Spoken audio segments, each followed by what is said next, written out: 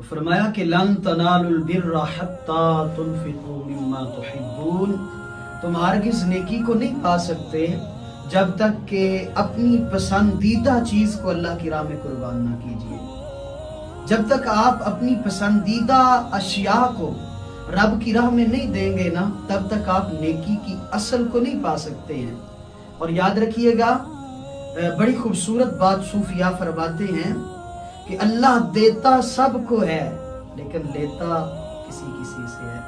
حضرت ہر ایک سے نہیں لیتا، وہ خاص لوگوں سے لیتا ہے، اور جن سے وہ لیتا ہے وہ اس کے خاص ہوا کرتے ہیں۔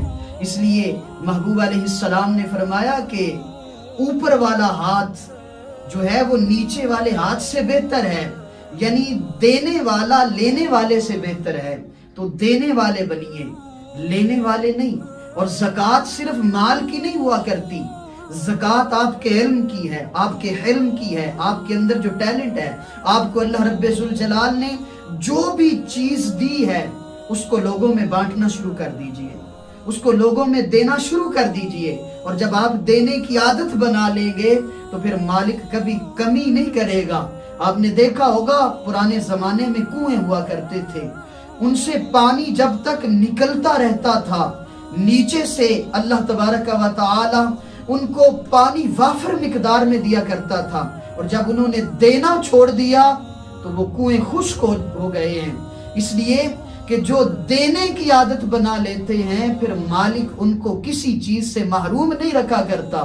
تو دینے والے بنے، اور دینے والے اللہ کے مقبول ترین ہوا کرتے ہیں۔ اور ہرگز نیکی یہ نہیں ہے کہ آپ وہ ردی چیز جو خود پسند نہیں کرتے آپ وہ دیں لوگوں کو، بلکہ وہ دیں جو آپ کی پسندیدہ چیز ہے، جو اچھی چیز ہے، جو عمدہ چیز ہے۔ اور مالک کی راہ میں دینی ہے تو حضرت کوئی کمال ہی دینا۔ جب اس نے دیتے ہوئے تم سے کوئی حساب نہیں رکھا تو پھر اس کی بارگاہ میں دیتے ہوئے کیوں کنجوسی کرتے ہو؟